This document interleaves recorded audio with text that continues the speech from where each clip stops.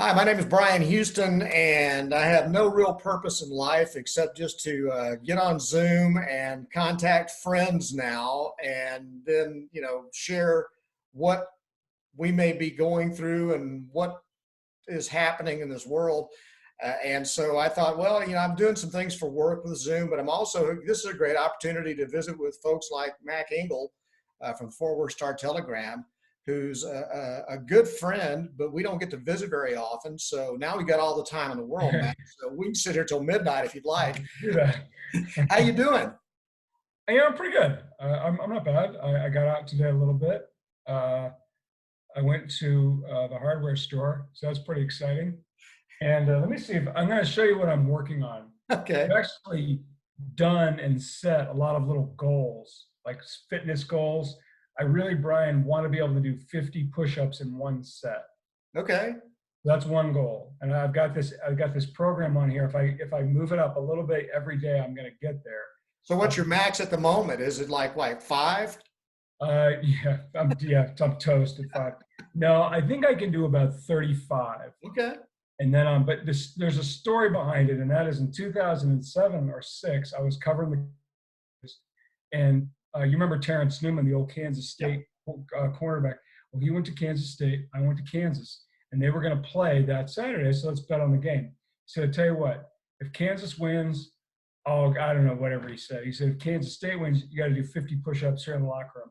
Now, I knew at that time I was not in good enough shape to do it. Yeah. But I thought, well, okay, maybe I can. And at a minimum, he'd forget. That's what I realized. I was like, yeah, okay, I'll do that. So sure enough, Kansas State hammers him. And on Monday, he comes in the locker room, and he says, and he's like one of the last guys in. He's looking for me. And he says, I don't think he knew my name then. And he says, let's go. So everybody wanted to interview him because Terrence was a really good talker. He says, let's go. And I'm sitting there next to him, and I'm like, everybody in the Dallas-Fort Worth media is looking at us. And I am as red as a beet because I'm so embarrassed. I'm like, okay. So he said, I'll give you a chance. You can do 2 sets, 25. Okay. Doable. 5. But Brian, I'm huffing. Yeah. That's me regain my breath. Then I got to do again. Yeah. Now I know if I get to 40, I'm going to be happy. 40 total. Yeah. So I get the first 15, and I'm doing like real push-ups, not like the little fake ones. And then I get to like 45-ish, and then I'm just spent. My arms are shot, shoulders are dead, and I didn't get to 50. And I can't remember if he did. The whole idea was I'm not doing his thing was I'm not doing any interviews until this guy does 50 push-ups. Oh my. And and I don't remember if he did the interviews or not, but I remember always thinking I can't believe I couldn't do it. And so when I saw this thing that came out, if you want to get to 50 push-ups in a set, it was just sort of a coincidence. Like 2 months ago, and I said, yeah, I'm going to do it. I'm going to get there. Okay. So I've been doing it. Although my problem is I'm 46 and I have really bad shoulders. So it's going to be tough. But I'm at 35 now, 35. I want to do 10 pull-ups, slow, up and down. I'm at 7. And now here's the other thing. You ready for this? You're going to like this. Hang on. So I went to the Badlands National Park several years ago, and I loved it. And I bought a hat there, but the hat got trashed. There's a patch on the hat. So what I'm doing is I'm teaching myself how to sew. Oh, very good. I'm sewing this on a shirt. So I'm about 1/4 of the way through. Like, you can't really see it. There's the yellow in there that's really good. And then there's the blue in there that's so bad. I'm like, ooh, that looks awful. So I'm going to cut off that. And by the end of it, Brian, by the end of all this, I'm optimistic I will get at least 2 merit badges. I'm very impressed. Hey, then you can start making your own butter. I'm gonna make. What did I try to make? I think I'm gonna try to make my own donuts. Okay. And I'm gonna make stromboli, and I have my own beer making kit. Oh boy! Let's see if I can show you that. There it is. You see that? Oh, look at that! Yeah, I know. Well, here's the best part. I did it once, like a couple years ago, and then it just collected dust. And I almost tossed it. I'm like, just get it out of here. So then I decided to clean the whole thing up, and now I'm going to make my own beer again. So I'll bring you a 6-pack. Oh, awesome! That's a deal. As long as you drink it with me, I need some company bad right now. Okay. So Um, that's it. That's my life. from a work standpoint, what I mean, obviously things have changed tremendously. I mean, for you as a sports writer, there's no sports to write about after the Cowboys draft is over. It's done for a while. So what are you? I know you're churning out stuff like always, but what are your inspirations? What are your sources? What are your story ideas? How are you coming up with them? Um, it's not a. Like, Brian, you got to come here and wait. Come here, honey. Okay. Vivian, say hi to Mr. Houston. Hey, how are you doing, Vivian? Yep. Okay. So she needs me to. This is what I'm really good at. This is why I'm here, to open her Powerade. There you go. They are impossible. Hey, it's good to know Dad's got gifts. Yeah. Try to get you in my microphone so you can hear me a little bit better. Can you hear me? Yeah, I can hear you fine. Uh-oh. Okay. Yeah, so I can hear you better in my. Oh, okay, good. So you're asking about sports. You do some. I mean, obviously the NFL draft is tomorrow night. That's pretty significant. The NFL draft is an enormous, event and story every year, and certainly it's 10 times that right now because nothing else is going on. Obviously the other big one is the PGA Tour is going to restart. Fort Worth at the Colonial Country Club with the Charles Schwab Challenge, tentatively rescheduled for like June 10th or whatever it is. So that's pretty significant. NASCAR has been given the go-ahead by Governor Abbott to race again here. I think they're going to do that without fans. I think what they're going to probably try to do is have like a doubleheader day with a NASCAR race and an IndyCar race, maybe Saturday, Sunday or something. But the other day I talked to Rick Carlisle, and they're preparing for the playoffs right now, and there's nothing else to do. Yeah. So I do some sports, but I really done, and I've had good feedback on is, sort of dipping my toe into other areas of life. Mm-hmm. I went to Walmart to buy toilet paper when this all started, and it was pretty funny. That was just because it was insanity. It was agreed upon chaos by everybody. I wrote about when it was probably one of the best things I've ever written when Lieutenant Governor Dan Patrick said, old people are willing to die for the sake of the overall well-being of our country. And so I called my mom and dad, and I called my mom and I said, "Mom, would you mind dying so I could go to Starbucks?" Right. The question is so offensive. It's ridiculous. It is and ridiculous. For somebody like me, I mean, he's talking about me. I don't think you're there yet. I don't think you're there yet. But it's a moving target. Right. Yeah, it keeps going down. Yeah. Every day the number goes down. But I asked my mom and dad about that, and they were the answers were genuine, but they were funny because the concept is just ridiculous. I wrote about, and then one of the things I wrote, I wanted to write for a long, long time, Brian, and that was I have a dear friend who's a pastor down in Clear Lake, which is just south of Houston, and I asked him, if Jesus Christ came back, would we even believe it today? Because I'm sure you're the same way I am. We see all this information on social media, right? Facts, death tolls, that's a lie. It's Russia, operatives from China, blah, and we have all this information.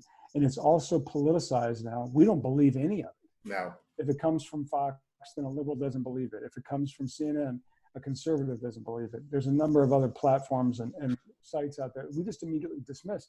So when I was talking to my friend about it, the pastor, I said, would we even believe it if Jesus Christ came back? And he said, I don't know if I would. Wow. Yeah, and he was, undeniably, genuinely candid. So it's been subjects like that, and I've enjoyed it. I've had good responses to it, which is great. I don't know how much longer it's going to pay the bill. No. But I think where we are right now as sports journalists is that you have to be willing to do everything, and to be quite candid. I've enjoyed it. It's been good for my sense of humor, and it's been good for me. When I was a sportscaster solely back when I was much younger and focused on that, it was kind of it was cool to be able to move into news and focus on different things.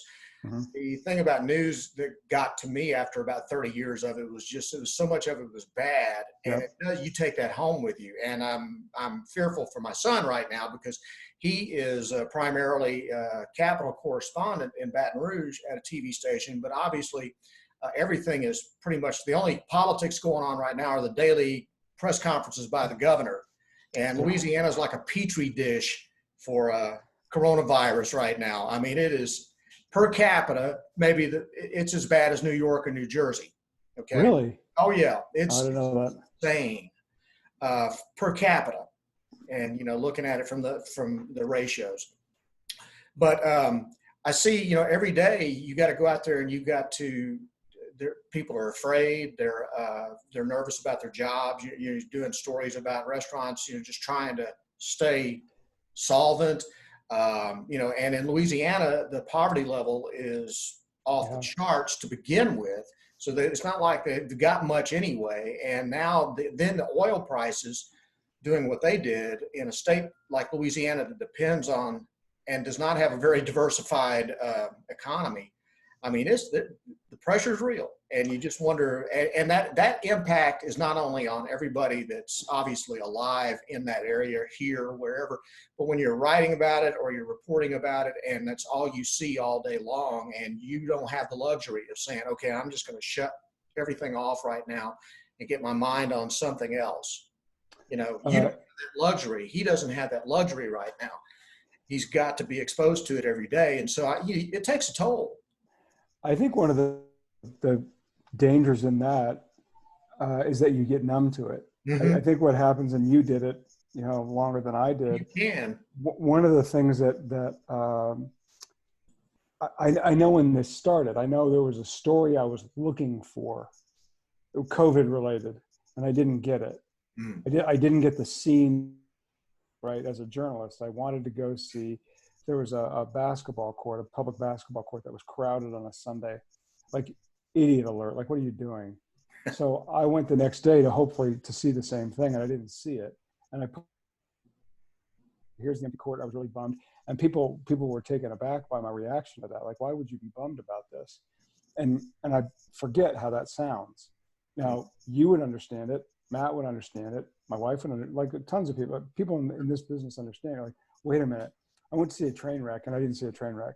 Yeah. I'm disappointed by that. And where the common sense person like hits you and like, you moron, why would you say that?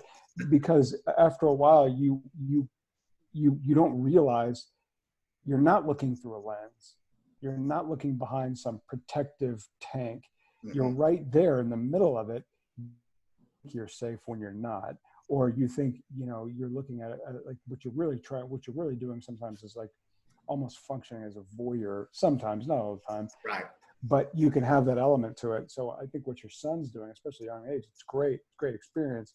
But the flip side of that is you can build up this, you forget how real it is. Mm-hmm. That just because he's talking about it in a very matter of fact, nuts and bolts tone, not even tone, just the way it's presented to him and the way it's presented to somebody else, you forget sometimes that message is not just some, rhetorical, political platitude tossed. It really affects somebody's life. And you have to remember that. That's the thing too. And I'm now in sales, but I was in broadcasting and journalism for almost 40 years. And the thing that the thing that everybody's focusing on now is that you still have to continue to do your job, but the focus is on empathy, which is a good thing. Yep. It really is a good thing because it's kind of brought us back to a reality that, hey, those are numbers, but every one of those numbers is people. And Dan Patrick's an idiot, and I'm Republican and he's an idiot. Okay. Yeah, but do you really think though? I mean, he's a conservative shock jock. Exactly. That's what he is. But do you really think, Brian, his rhetoric really represents the majority of Republicans? God, I hope not, because if it does, let this thing just wipe us clean. We need to be gone. Right. But one of the funny thing, Mac, is that I noticed. I love to read the responses and the comments to your columns on Facebook or on Twitter. That idiot, this person, that Right. all the stuff's hysterical. And last night I was going through Twitter. I was watching the Prince special. I mean, listen, I'm hurting for stuff to watch, and it was great. But I'm watching it at the same time. There was a tweet out there, and somebody asked the question, and everybody's just throwing questions out, survey Right. polls and stuff. Who is the most overrated quarterback in this year's draft? And some guy put Joe Burrow down. Oh boy. And so That's like insulting family for you. I just said, this is the dumbest thing that I've seen on this entire thread. And the guy, and I'm thinking, we're becoming a kinder, gentler society. And he goes, hey, enjoy it, squirrel cheeks. So I said, well, okay. And then I blocked him. Yeah, I do that now. I finally, for the longest time, I would respond to that reaction. And occasionally I still do. I still sort of fall for it, like hitting with the ball of yarn. I still do it. It's like fishing pole. It really is. And there's no, and the one thing I'm more convinced now than ever before is you're probably, at least on certain subjects, you're not going to convince anybody what they don't want to believe in.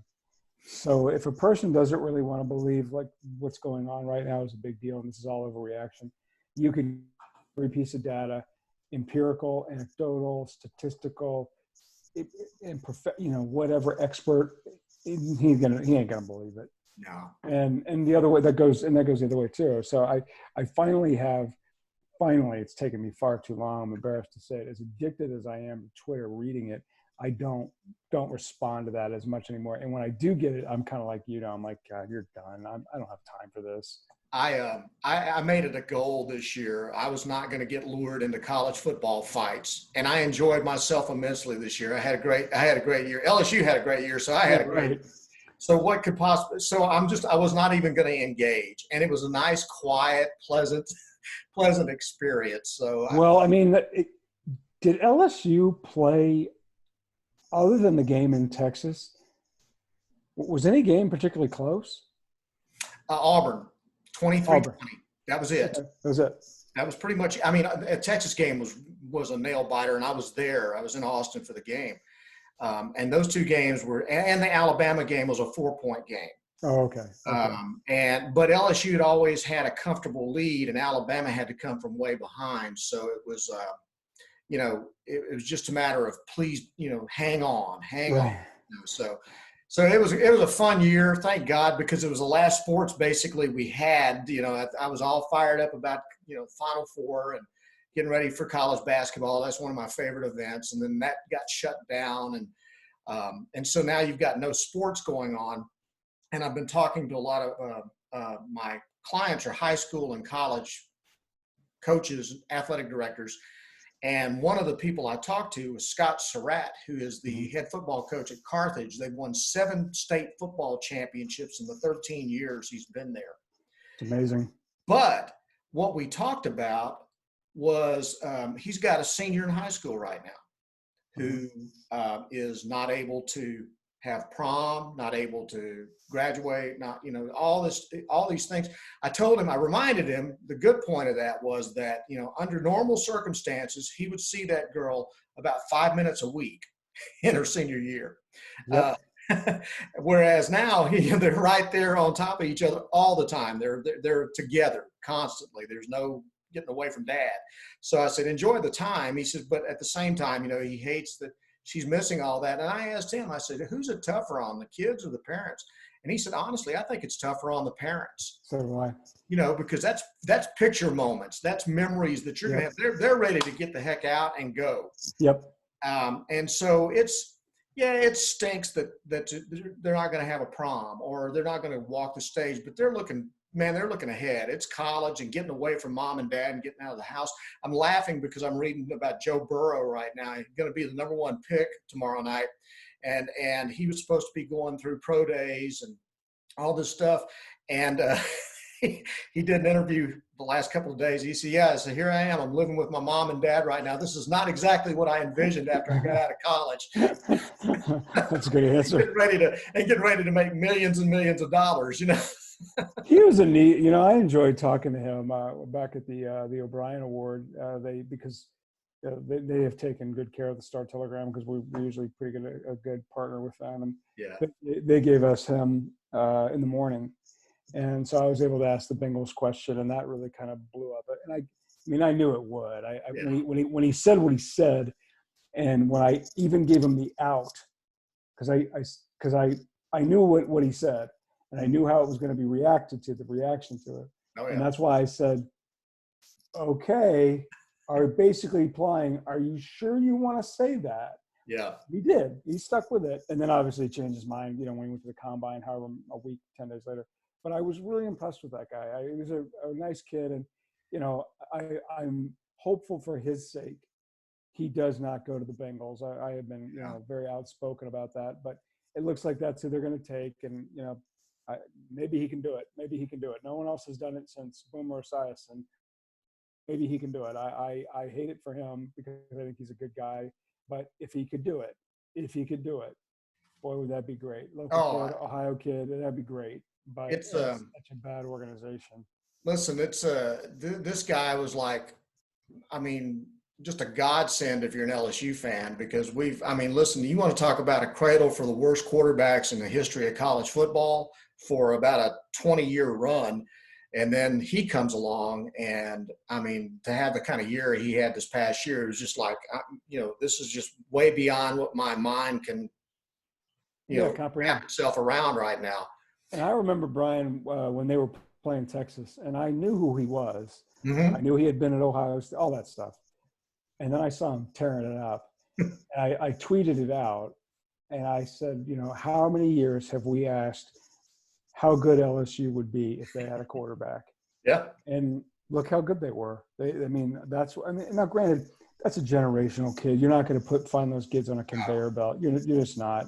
But boy, it illustrated just how good those teams have been. Well, and they needed that one guy. It also, once again, everybody, always talks about maybe it's a team game, but if you don't have a quarterback, you don't have a chance. No, and look at I looked at TCU. I don't know if you followed TCU at all this year. TCU's got four guys who are going to be first, second, third round picks. Mm-hmm. A guard or a tackle, defensive back, defensive tackle, and I'm missing one other one. Who am I missing? Oh, a safety. Mm-hmm. It's four guys in there. Yeah, four guys. And they didn't even have a winning record. Yeah. The quarterback was a true freshman. He wasn't very good. And so I called the live. You'll like this. I called the live sports. And I said, now they're throwing some out. TCU's going to have 3 players taken the first round. No, they're not. They might have one. But right now, it's a maybe. So I was like, okay, I'll have some fun with this. They had 3 guys who go in the first round. So I called the live sports bureau. I said, has a team ever gone to a bowl? Has a team ever missed a bowl game and produced 3 first-round picks? Well, technically, yeah, it happened with USC in 80 and 83, but those teams were on probation. Mm-hmm. So then you had to go back to Purdue in 1973. Wow. They went 6-5.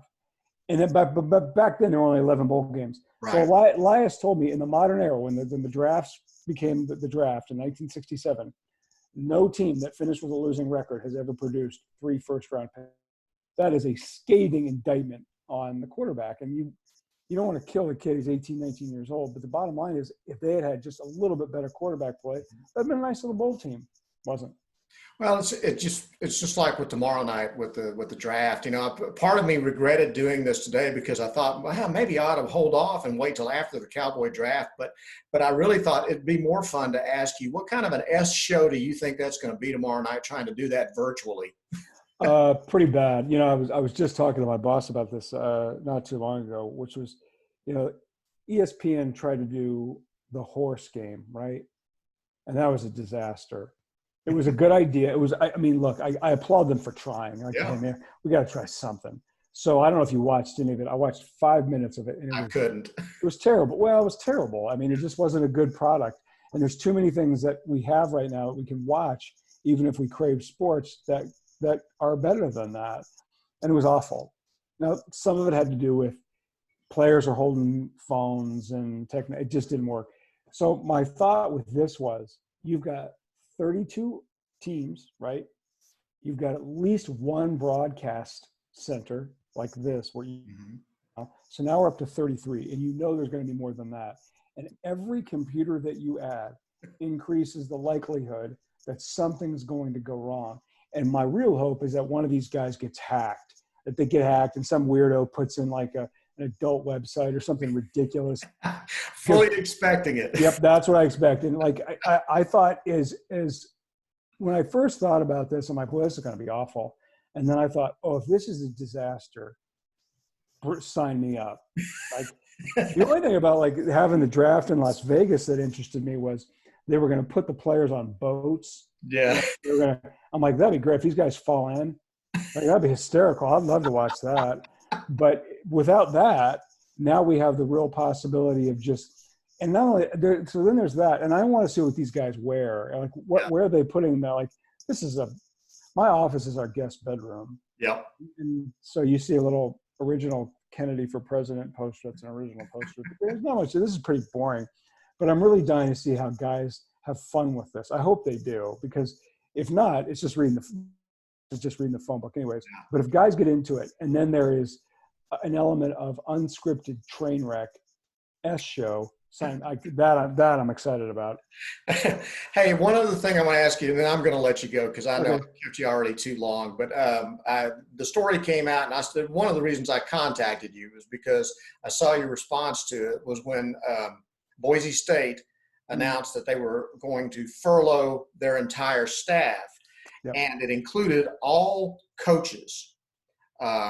And the ones that made the most money would be furloughed longer than the ones who made less money.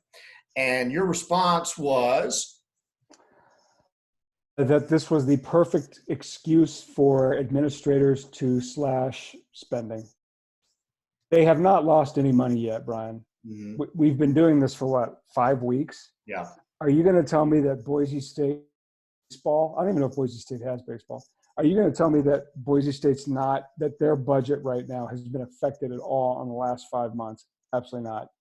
This is, and now if you want to make the counter argument, well, they can't sell fall advertising to local car dealers or whatever else.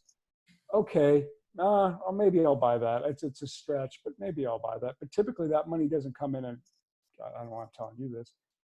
They're not getting that money until it starts anyways, which would be August 15th-ish. Okay. So that's my own personal estimation. So when I see St. Edward's University saw that, so they slashed, and when I saw it, I'm like, oh, here we go. We've been at how long have we been at this, Brian? A month? Has it been a month? Maybe a month and a half, max. Max.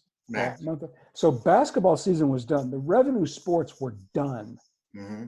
Baseball doesn't make any money. It's a loser. And we know college baseball up in the north, other than maybe they're not generating any money at Boise State if they play baseball again. I don't even know if they do. But when I saw this, I'm like, give me a break. This is a total crap move, because they are looking to slash and I understand that.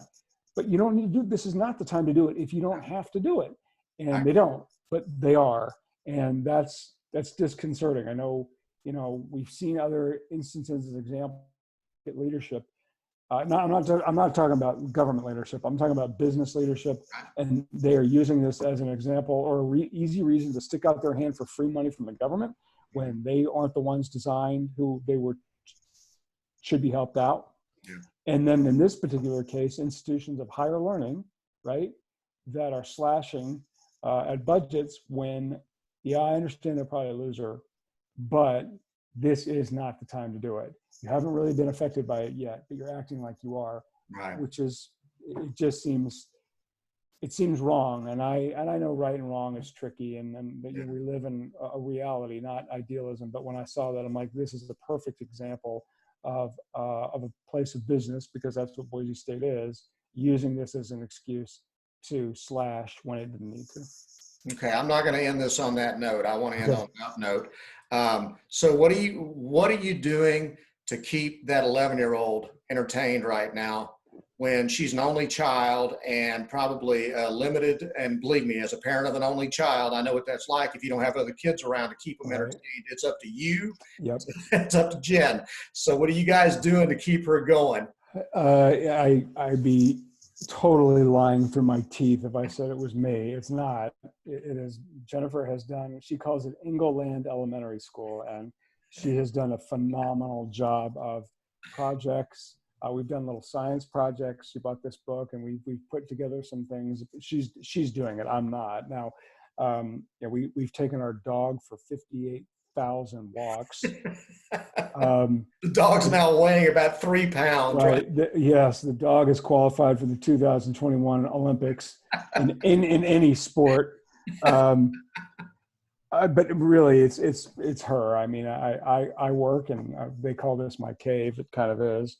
But I work and I try to do what I can here professionally, because everything's on the phone. I haven't really, I've done some stories, in the field. Like I went to DFW Airport, which that was you mentioned it. It's not easy. It's challenging. It's great in its own regards, but there are times when you're like, oh man.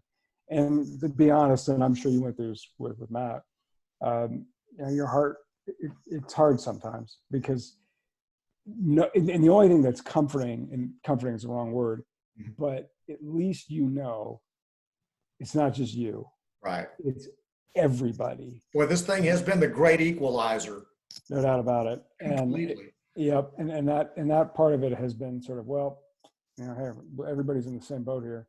So that kind of helps. But my wife deserves all the credit. She's the one doing it. She's done a phenomenal job. And I know there's a lot of things that she does better than me, and that is certainly one of them.